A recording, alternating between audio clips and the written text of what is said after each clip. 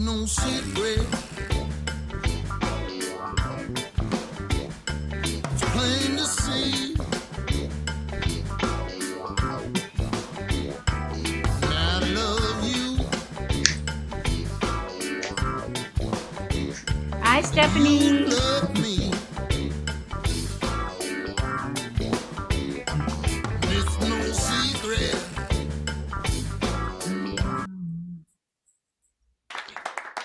And we're back. Hi, everybody. Hey, Danny. Hi. How are you, Chris? Fantastic. I can speak again. Wow. What's happening? Well, if you remember last week, I tried to plug in my my microphone into my device from which I broadcast onto Fireside, and the bloody thing didn't want to take off. I could hear you guys, but all of a sudden you guys couldn't hear me. So I just think the devil was... one. Ta-da! You're so silly. That's called a hat trick.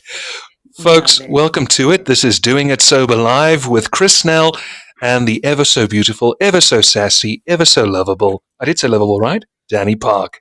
Stephanie is our guest. I think we're just waiting for her to get on. Not Stephanie. No. Lumi. Not Stephanie. Oh! Lumi. Yeah. Right. But she's not on yet, so I'm just waiting for her. I talked to her a few minutes ago, and she's coming. But if you are watching on YouTube, please come over, because the whole point of this show is to be interactive. It's social. Oh, yeah.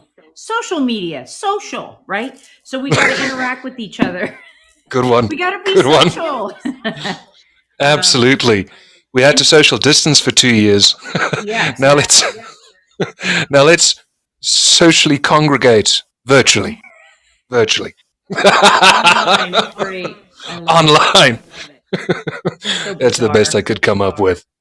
Well, what can you do? Something good. You're always so witty.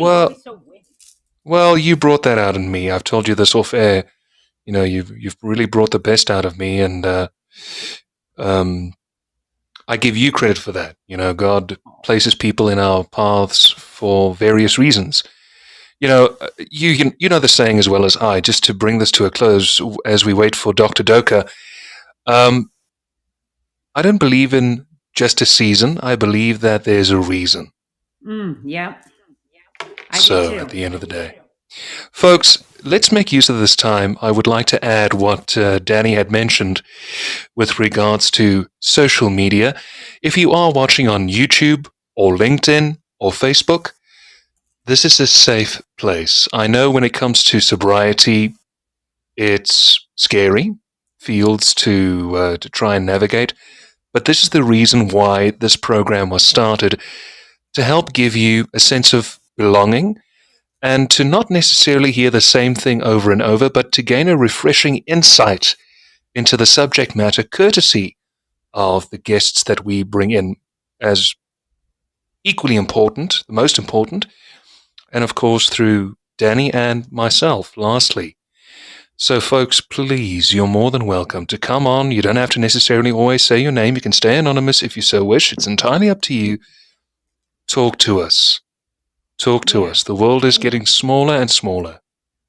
So true. It's so true. And hi, Woody. You're loyal to us, and I do see you on a lot of shows. He has been. So I just want to say hello. You're not much of a talker, but if by chance one day you want to ask a question, you don't have to come on camera. Feel free. Absolutely. Feel free. We want to know who you are. We want to know who you guys are. Let me put it this way. Not many of us have had the privilege of family. I'm primo example of that. Yeah. But that said as well, consider this your instant, not Insta, your instant family. A place where you'll not be judged, but you will be welcomed with open arms. And no matter what you went through, no matter what you're going through presently, this is your home. You know, I often say in meetings, 2 words to people who come into recovery early. It's just 2 words. Welcome home. Yeah. So ultimately, we want to welcome you home. No matter what. You are loved. No matter what, how many years you've got, days, let's put it in that perspective. No matter how many days you might have in early recovery or what you have been through, to reiterate myself, creed, color, race, religion, none of that matters. This is your haven. This is your reason to ask. Yeah. What exactly is it? You know, when I went into recovery the first time, it was a fact for me of I just wanted to stay away. Then as I gradually, by grace, went on to year 2, I wanted to discover the why. This should be your why, or serve as a why, at least. So don't be afraid, guys. Please don't be afraid. No. You're going to be safe here. You know, it's so interesting. I wish I'm trying to remember the situation I had today where it was a certain scenario where I would typically freak out and go, oh my God, you know, not as much as I used to, of course, but I just remembered this situation. And I thought, I really want to remember this situation, but of course I didn't write it down because, you know, you just forget. But I remember specifically that I was like, oh, well, and it's part of the deal. Oh, yeah. You have this, she's having trouble seeing the page. It's not loading. Excuse me one second. Pooh. Well, you know what? I'll carry on while you're busy there. You know what? This might seem a little bit too far ahead of the concept, but let me throw it in for good measure. I spoke with Danny on this last week, and we touched on it a little bit as we were preparing for the show with Dr. Doka. It's funny when you put down the drink or you put down the substance for shorthand, where do you go to from here? Where's there a place to go for you? What do you do that nourishes your soul? Now, I don't care if you're left-brained oriented or right-brain oriented. We all are given gifts, talents, right? For example, Danny is a jeweler and a merchandise maker from which Doing It Sober Live operates within. I am a chatterbox. For many years, people have told me, you can't shut up. Danny, this is a true story. When I just finished school, I didn't know what to do, and my mother and I were talking about bits and bobs, and she said to me the one day, you know what? You can't just shut the fuck up for 2 sentences. Make that your career. And here we sit a couple of years later. So at the end of the day, cherish that gift. Take some time, try out your versatility. And Danny, you'll remember this was just when you and I had met in 2020. Try out your versatility. If you feel you've got the need to try out music, try it out. What's stopping you? There's plenty of tutorials in the cyber universe. If you want to try your hand at jewelry, it's not so expensive. Hey, I made these. It's time consuming. Exactly. It's time consuming, surely, but that's a hobby. How do you gift? I'm listening. There's some people that, and it's not an egotistical thing. I'm not bragging, but either I'm extremely ambitious or I'm cheap or I like to make money. Or all right, ever the capitalist. I can appreciate that. Or whatever you want to call it. There ain't shit I can't do. Sure. I mean, I fixed a car.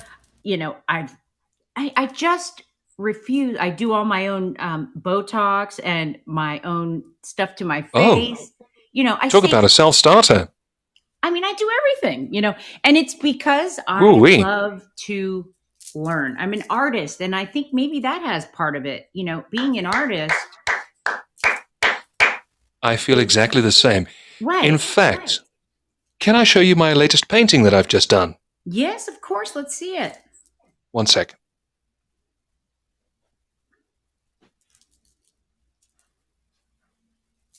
Thanks for staying with us, Woody. Uh, I wish I knew what country you were in. Maybe you can message us and say, "Oh, I'm in the United States. I'm in." You got me curious, buddy. Let me add a little bit of background to this. I was always an artistic kid since the age of 8, and I didn't do art for well over 10 years. And like you said, self-starter, just got the itch. One fine day, went out, got the acrylic paint, and got A4 sketch pads. This was the first draft. Let me just pull it a little bit Ooh, back. AC/DC, my fave. Which I did with just pure pencil and overdid it with a Sharpie. This was the first attempt. Yeah. This is the same design, part 2 with acrylic. Oh, very cool. I love it. You know, Chris, I have a 12 and 12 t-shirt that has the little, it looks like AC/DC. It's 12 and 12. But Oh, I really? love that. Are you a fan of AC/DC? Very much, very much, very much. In fact, if there was one constant in my life, it's been music. But not the stuff that the kids listen to, let's be honest, but the nostalgia music. I don't believe in that term golden oldies. The classics. Can I Really? tell you Where the hell does that... something? I'm listening. I have an AC/DC story. So Oh, please, I'm listening. It was, I think it may have even been my first concert. And I went to an AC/DC concert at a place called Irvine Gardens. And it is a huge venue that's all outdoors. Actually, no, I had been there to see Iron Maiden backstage with my dad when I was a little girl. Right. I remember. And I had been there, but I hadn't been there as a guest, you know, as a concert goer. Right. I was living in the OC with my aunt because I moved out. I was all upset with my mom at 16, and so I moved out. We've all been there. And it's an amphitheater, and there's one ledge, and that's the highest ledge where there's concrete. And I was on that ledge with my girlfriend. And at one point, the entire concert was, "Take it off, take it off." Woo! There went the music. Hey, there goes that story. Well, that you had to be there. Let me invite Lumi up. All right, we got Lumi. I've already have her well. It was good. Thank you so much for that. It was fun. You know what? It's those things. Absolutely. I remember seeing Nickelback at the Coca-Cola Dome here in my country in 2013. Oh, really? Great concert, which erupted into a riot. Oh, how sad. The mosh pit, there was no space for a mosh pit, but people wanted to mosh, so they moshed. I'm inviting you up, Lumi. You might see a notification, and that will be your cue to join. I will try again. Invite to video. There we go. Carry on. Let me try it from my end as well. Invite to speak. Please do. Oh, there we are. All right. Hello, Doctor. Welcome to the show. Doc, you muted. Okay. Lumi, you are muted. So at the bottom, you'll see a little microphone. Click that. Now she turned her camera off. Okay, no problem. Let me do that. Let's see. Invite to video. There we go. And then from my end, no, I can't. You're the one that has gone. I've tried. It doesn't give me that option. Okay. Let's see here. Technology, huh? It can be one's friend, but plus also it can turn into one's enemy. Hello, Doctor. Can we try again? You're still muted. Doc, if you look to the bottom right of your screen, you'll see two icons. One says React, and right next to it is an icon that is reminiscential of a microphone. You'll see there's a stripe right through it. That's indicated that you're muted. Just click on that again.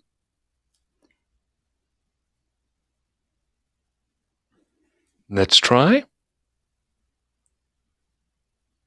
Is it? Let's see here. Talk again. No. Huh.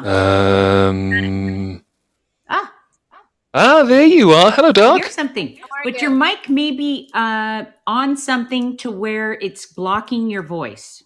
Okay, definitely. Let's see what we can do. Oh, there you are, pitch perfect. Okay. All right. How you doing, beautiful? Good. My camera's frozen. Well, we can see you picture and hear you pitch perfectly. Okay. While Doc is carrying on there, let's introduce her. Therapy is a word that is prevalent. Specialists to their naked eye whom sit back and listen to a desperate soul prattle on. They write a prescription in the end and bag a modestly fat check for the session day in and day out. You've seen and heard that archetype, haven't you? A stereotypical cliche, sad to say.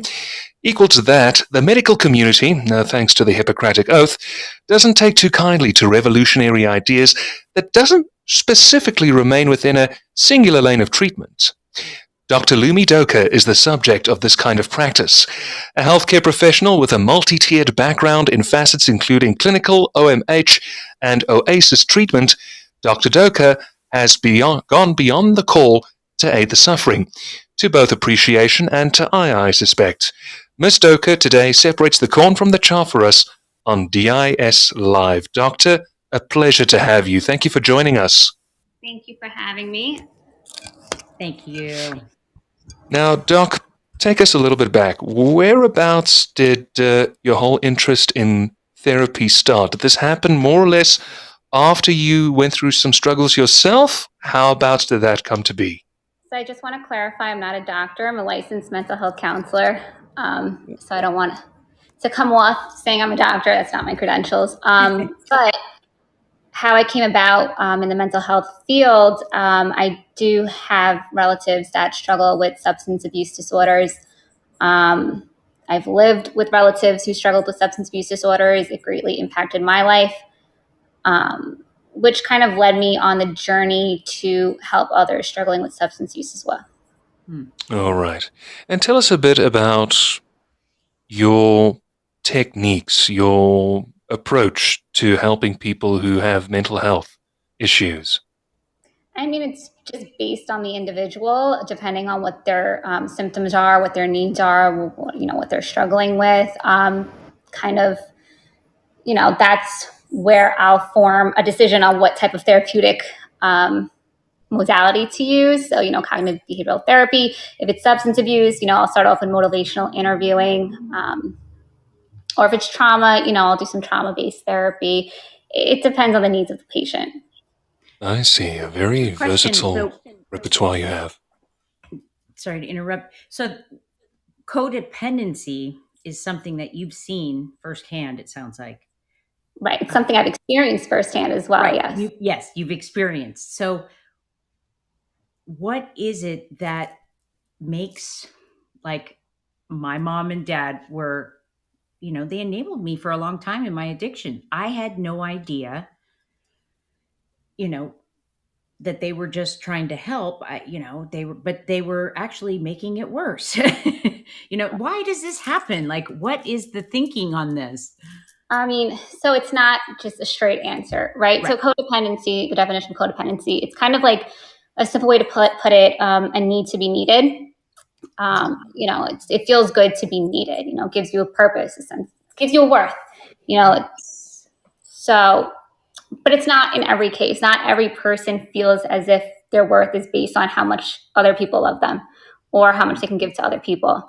For your parents, I don't know the background story, but it sounds like they just didn't know what to do. Yeah. So, they did everything they can. Like, what if we, give her some money, maybe she won't want to use, or, every case is different. Yeah. Interesting. Ms. Doka, if I may ask, again, apologies. I misassumed that you were a professional with a medical license. So, Ms. Doka, from now on, tell me, whereabouts do you differentiate between feeling that need to excel and ultimately becoming, using the same example that Daniela has, having that need to excel that comes naturally versus becoming adherent to wanting to feel it all the time.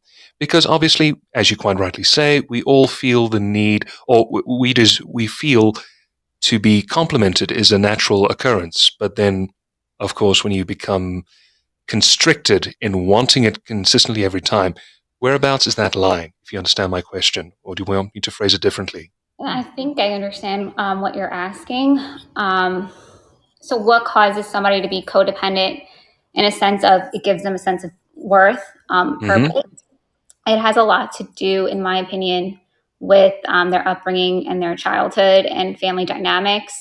I see. They felt as a child maybe they weren't enough or they weren't worthy, or they model their parents in a way where you must do everything you can for your loved one, or else you're unworthy, you're not enough, you're whatever that core belief that you hold in childhood kind of gives you this need to want to be needed, if that makes sense. It does. It does. Because I get the idea there's been a one-sided depiction of, especially where codependency is concerned, within a relationship structure between either man or a woman and or otherwise. But it's surprising to see how that also is an extremely wide swath within a familial structure or a friendship structure. What are some of the techniques that you give people in order to start over bridging or creating a bridge in order to mend that part of that soul? As far as how to stop engaging in that codependent behavior, is that what you're asking? In so many words, correct. Yes. First thing I tell them is to try to detach from. Well, that's not easy. It's not easy. It's not. It takes a lot. Coming firsthand, it's very difficult to detach from a situation, especially if you love the person and you see them going, through a downward spiral, and it's very hard to not want to catch and save them. But what I'm talking about is not exactly. I'm sorry for any AA or NA members watching this, but it's not exactly. I'm not talking about detach completely, kick them out of your house, and just forget about them. I'm talking more so create boundaries, allow them to face the consequences of their behavior, but don't save them or punish them for the behavior. Okay. So if they were to crash the car or fail a test, right, because of their drug use, or they were up all night partying, don't punish them for failing that test or crashing the car. Be empathetic, about it, and be like, I'm so sorry that happened to you. Don't pay, that's what the boundary is. Don't pay to get it fixed, Right. Let them face the consequences so they understand that, it really is a problem. It's almost sorry. It's almost as much as the alcoholic changing his way of life or drug addict as the codependent or the other person on the other end that's enabling. They're both starting a new life. Absolutely. Yeah. People of loved ones struggling with addiction, they actually go through their own recovery process. It's very difficult because we essentially become addicted to saving our loved one. We become addicted to that chaos. We are riding on that roller coaster with them. And when we take a step back and realize how chaotic our own lives have gotten and how sucked into the addiction we have gotten, even though we're not the ones using, we have to go through the process of why did we allow this to happen? But of course, you motivate them every step of the way. You don't necessarily just tell them, this is how the law is played out, inverted commas. You more or less ask them, just try this. So you give them a motivator like a Hansel and Gretel breadcrumb, and if they carry along, great stuff, you move on to the next phase. But you'll be with them where they are if they are not ready to move forward. Am I right? Correct. Yeah. I meet them where they're at, and sure. If they're struggling with a certain stage, we'll continue to work on it until we can move on, and they become better at upholding those boundaries or not reacting to the behavior and chaos. Right. I see. That's very admirable work, I have to say, because I've worked with a lot of people who have been involved in social work and people who are specialists in recovery, but they have exclusively book knowledge. So they are trying to help, but with just an understanding of from a textbook. They don't necessarily have field experience. And I've always said to people in similar stances like yourself and in stature, if you take the combination of knowledge, which is admirable, and you combine it with field experience, as you mentioned, you have family yourself who have underwent the same things that your patients go through. You can combine your right and your left half of the brain together and create a foundation for them which is not necessarily just clinical. And it creates a bond. And that I have to tip my hat to you. And I'm not blowing smoke up your skirt, if you don't mind me saying so. I appreciate it. I definitely understand, where the codependent, I hate that word, but where the codependent is coming from, as well as, what it feels like to be in that position. Why do you hate the word? I just feel like there's a stigma behind the word codependent.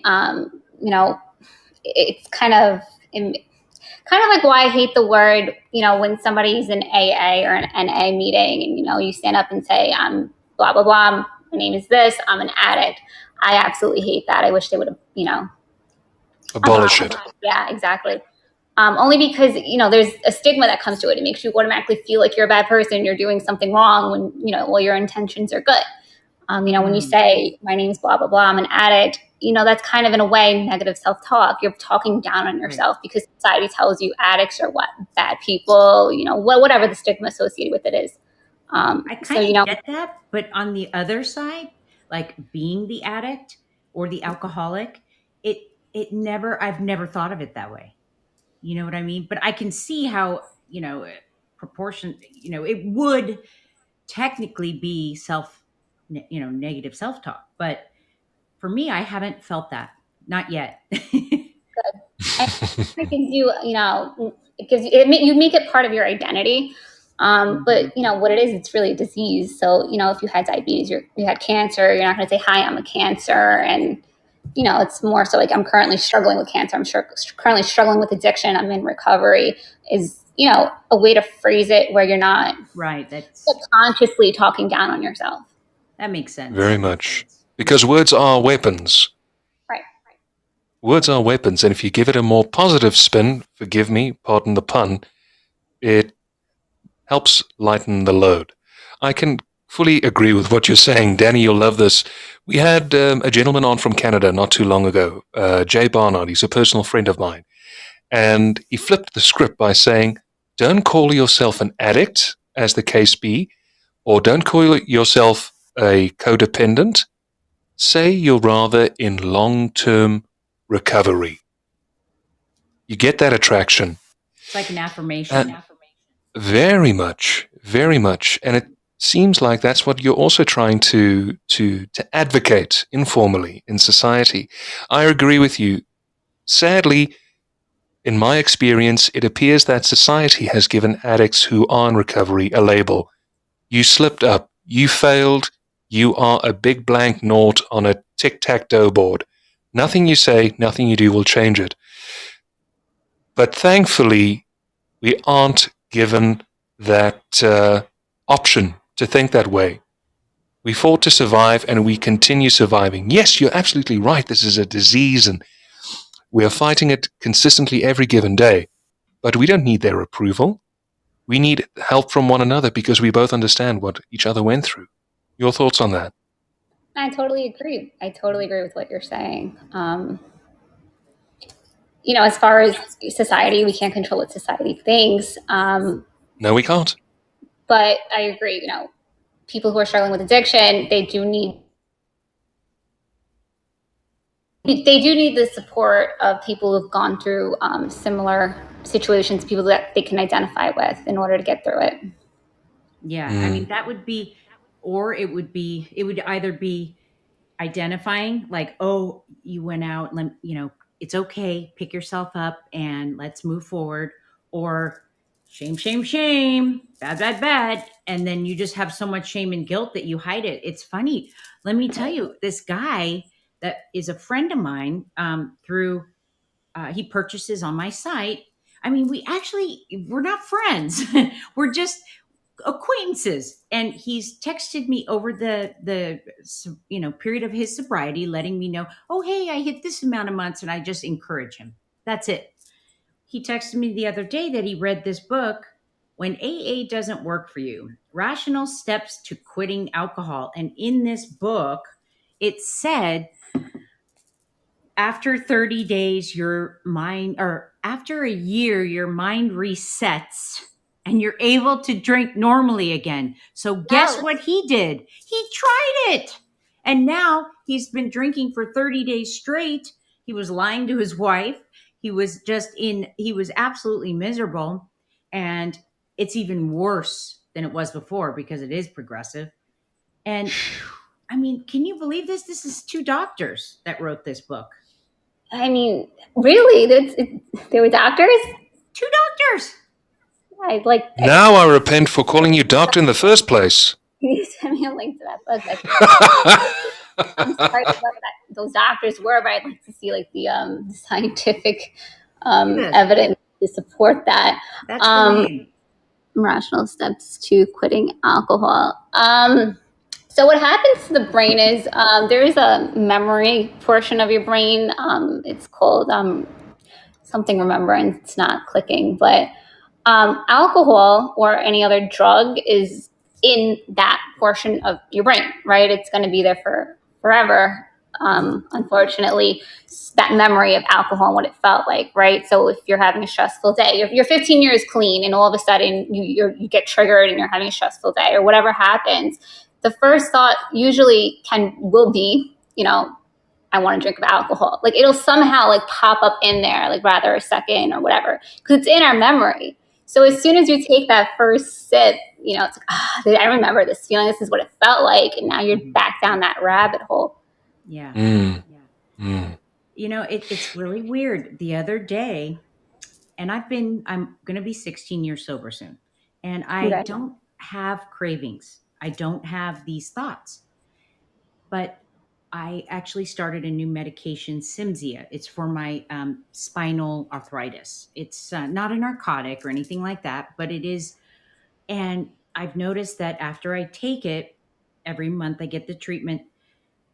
The few days after, I get extremely depressed. Never had that in my life and I have anxiety. Never had that in my life.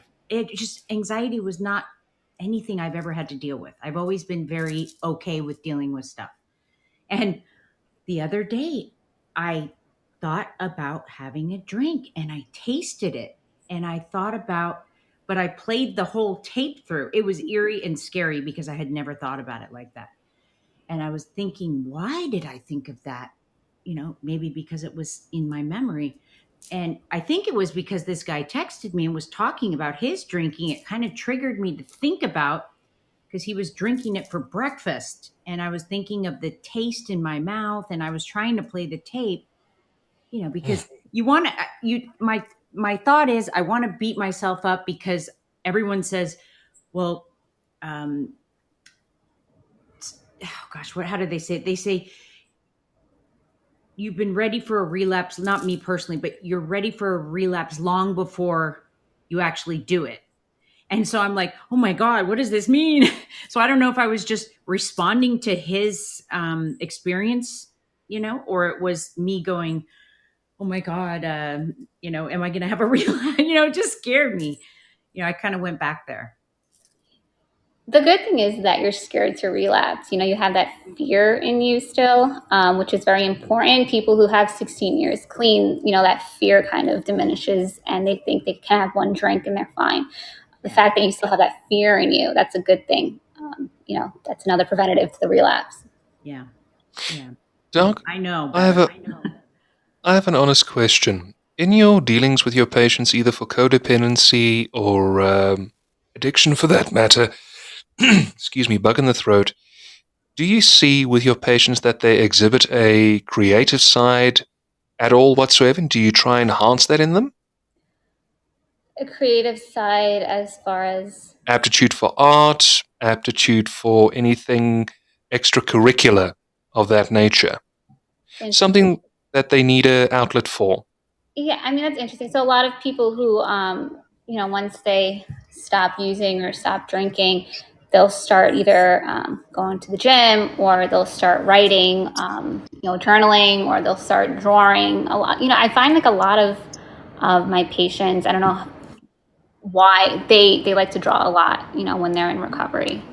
And that's the reason why I asked. That was an observation that I also began to notice when I began investigating recovery as a whole. I can't say majority, but a good handful outweighing people who like to be physical have an aptitude for an outlet to something right brain oriented. You know as well as I, right brain is your creative, left brain is your more analytical, scientific, or math related. I believe you would fall under that category because you work with facts. But a lot of people who I've encountered in recovery have an unbelievable outlet for things like art.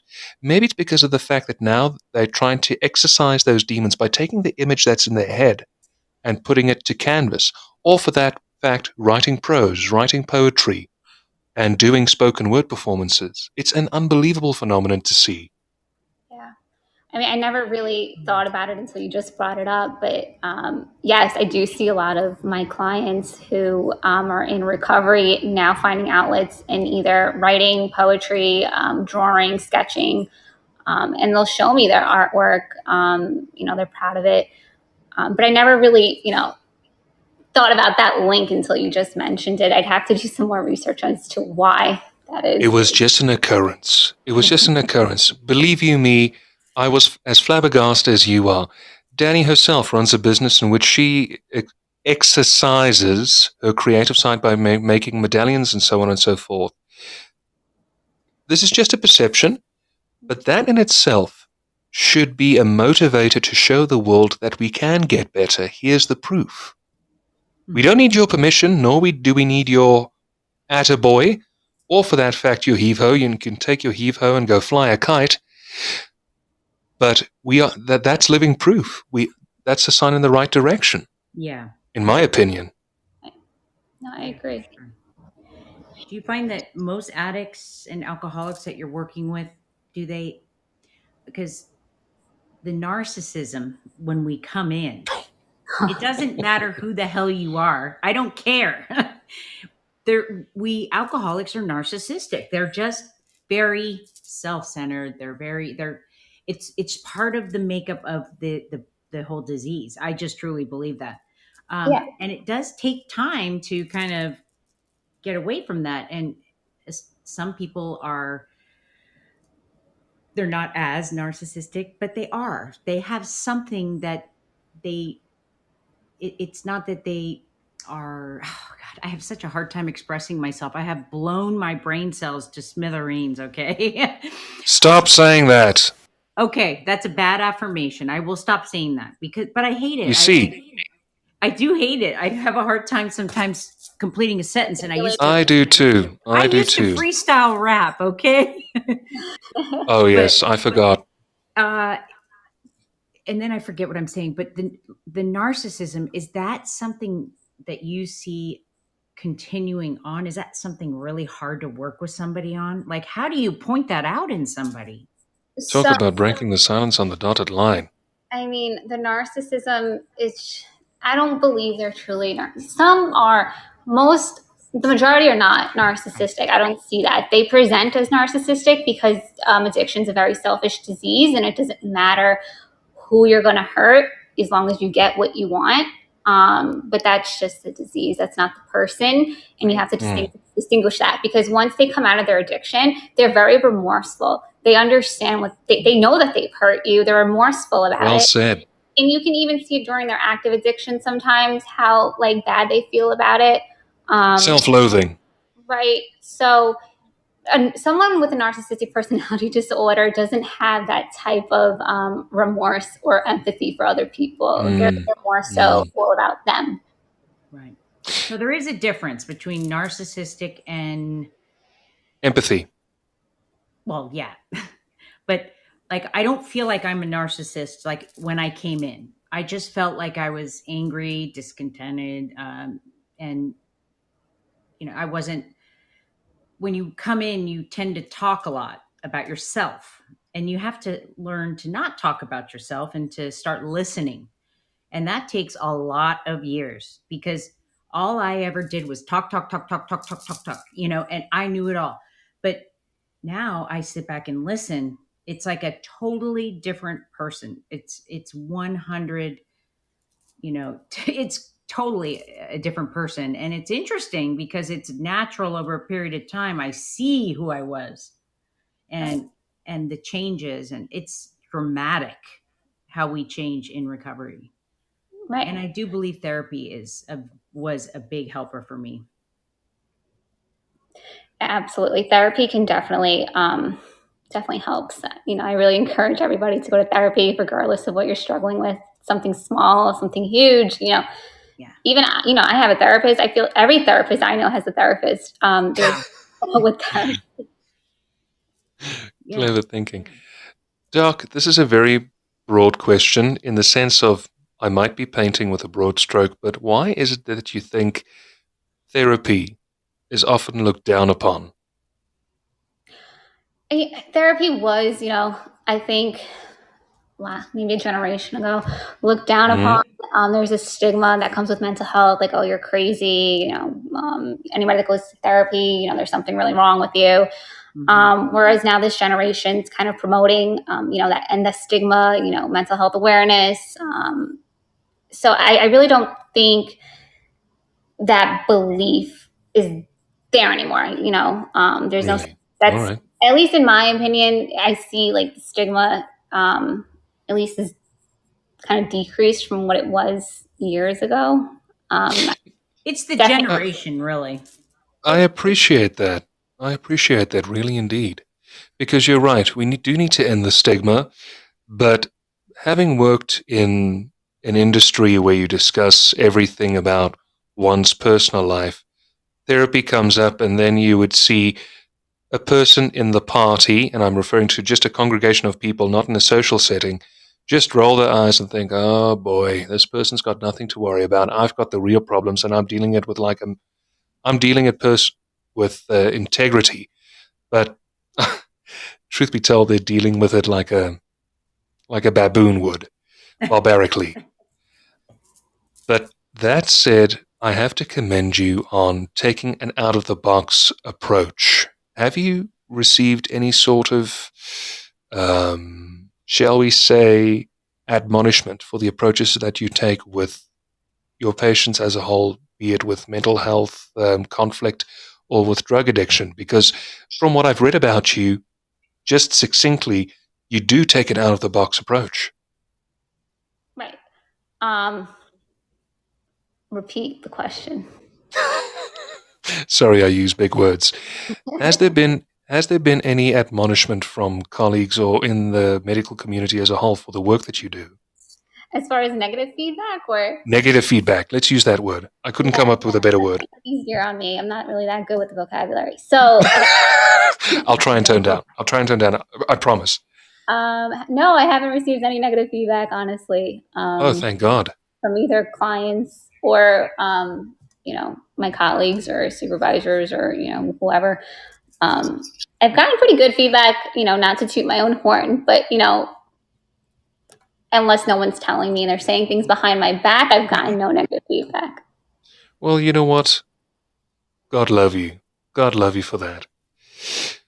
Danny, your turn. I talk too much. He uses big words I don't understand. So what I'm kind of interested in is, I always enjoyed going into the office, but do you do therapy online nowadays, or how do you? Because it's been a while for me.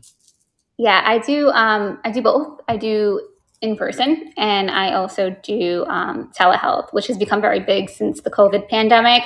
Before, it was just strictly in person. But But now with COVID, insurance policies have allowed us to bill telehealth services. So there's a lot more virtual clients coming in, which is good because, if it hadn't been virtual, they wouldn't have came in. And it's a lot easier for them because it's at the comfort of their own home. Yeah. It's so hard to find a therapist that's available, like in my town. So to have telehealth, you can virtually meet with any therapist in the country or in the world that you want, which is really neat. I remember when I started therapy after 5 years of being in recovery, couldn't get my relationships with men right. I had a very bad past. I had very abusive relationship for 5 years. I had done things with my body that I don't wish upon anyone. So there's a lot of issues there. And I just couldn't get relationships right. And I never thought that I'd be able to actually I never thought I would get married. I mean, that was the last thing I thought of, but I did. I went to therapy and my sponsor told me, go for a year, don't date. And I went and it was great at first. And then I just felt like I didn't have much to talk to because she said, do it with a man because you need to develop a safe relationship with a man. And so I did. I didn't, some days I would talk, some days I would try to think of things to say because I didn't have much to say. And almost to the year, something was uncovered that I didn't even really think about for like maybe 35 years. And it just kind of came out. And it was the thing that we kind of figured out was why I was having these issues. The real reason, like deep down. And it's so interesting how if you just dedicate your time and just keep coming back to the sessions, things can come out that you just would never think, that you would never. I just wouldn't. I don't think I ever even remembered it. And then all of a sudden, it just came out, and it's like my life changed after that. It was so bizarre. Do you see that a lot? Yeah, I call that the aha moment. Yeah. I kind of stole that from Oprah Winfrey, but it's Clever. an aha moment. It only took a year. Yeah. No, a year is that's actually not bad. Therapy, there's people are there for years until, they finally uncover the root to what's going on, or they uncover a memory or, something that they didn't realize, was an issue until they really look back and like, okay, what happened to me? What message did that send me? How did that impact my future current life experiences? So yeah, no, I see that a lot. And it also just points back to the fact of it's okay to talk about what it is that's on your heart. Talk about it, but of course with the right person at the end of the day. Talk until you just basically get it all out, even if it means screaming, crying, or wailing. Right. But then just that one day, then it'll start to make sense. Right. Or therapist. I don't mind. Yeah. I concur with what she said. Yeah. Because again, you've got the field experience and you've got the knowledge. Yeah.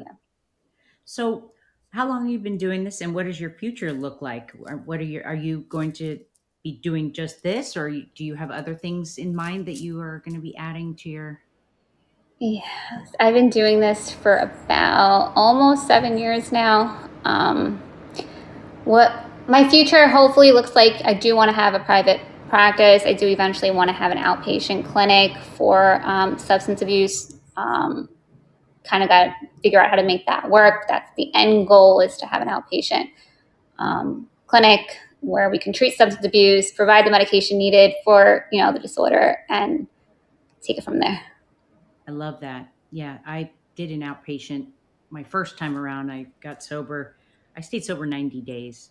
It was a crazy time in my life. I was being, I got sober and I don't know how it happened. I was so young, and Charlie Sheen, I was hanging out with him at the time, and his bodyguard became my bodyguard to keep me sober because he was in rehab. So I was doing an outpatient program with Kaiser, and it was great. It was great. I just remember it really being impactful, actually. And I was able to do 1 week in rehab, which I went to a place called Cry Help. It's a pretty big place in LA for a lot of people to recover. They teach you, you go in and they really teach you to kind of start integrating right away. Like, you're going to clean the toilets, you're going to do this, you're going to do, and you're not just a person that's paying $60,000 or $10,000 to be in a facility for a month. You're in there and you're actually taking care of your own stuff, your own sheets. You're not being taken to horse therapy. They take us to, downtown LA AA meetings and just different places. Like, it's so memorable to me. Yes, I did go out. And that was the reason why I brought up the story, but now I can't remember. But it was a very impactful thing for me to go and to be somewhere every day, outpatient, and Right. be with other alcoholics, because at that time I was AA, but I was really confused. I had no idea that it was a disease. It was just nothing that was even told to me or understood whatsoever in my mind. I just was sober. I knew that, I drank and I had a drug problem, big time, cocaine. And it just seemed, like I could drink and hang out with the same people. And I went out for 15 years. And then when I came back around, I finally learned this is a disease. I mean, God, I had no clue until I was 32 years old. That's how messed up I was, living in another world. 8 years of smoking meth. It was just, beyond me. I come from a very good family. They really tried, educated. And here I am, smoking a bong of meth for 8 years. And it's baffling. It really is, to think that whole other life and that hustling just mentality and putting up with the 5 years of physical and mental abuse of someone who would just use me, for drugs and money, and holding on to that relationship. So crazy to stick with somebody who is doing that, because you are so drug dependent together. Right. But I'm going on a tangent now.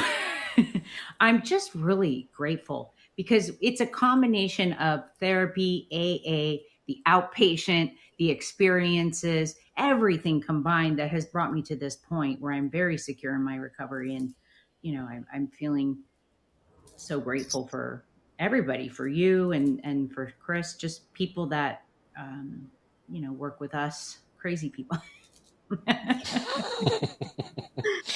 I think what Danny was trying to say is she can empathize with what you're doing, having gone through a process which is quote unquote out the box and not just clinical.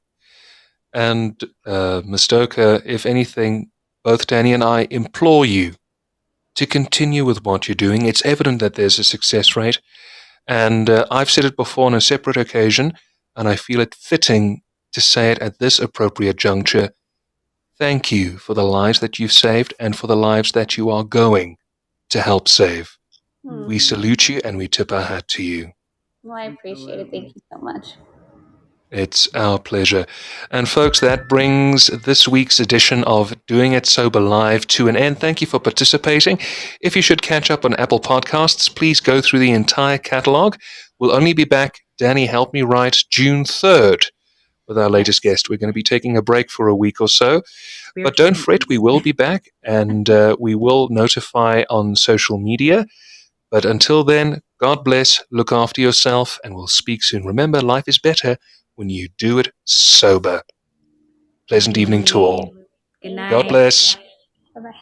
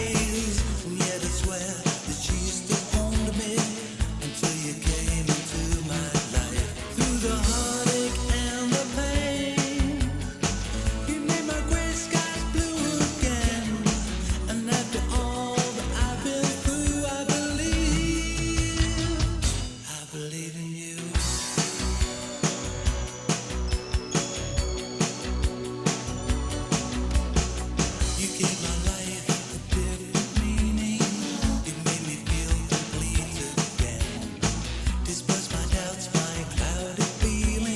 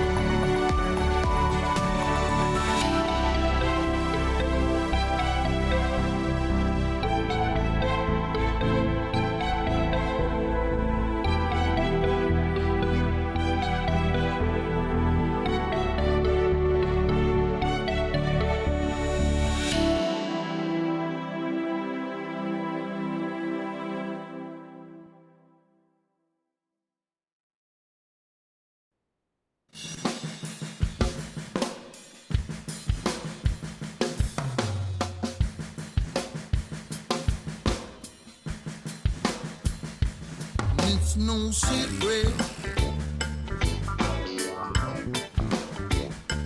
It's plain to see. And I love you. And you love me. And it's no secret. You know it's true. You love me. And I love you.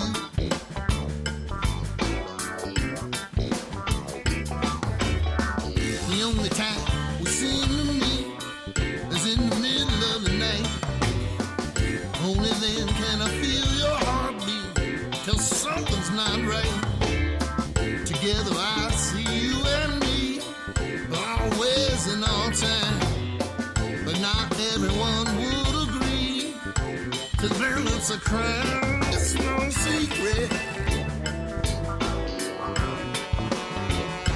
It's plain to see. Yes, I love you. And you love me. And it's no secret. You know it's true. You love me. Yes, I love you.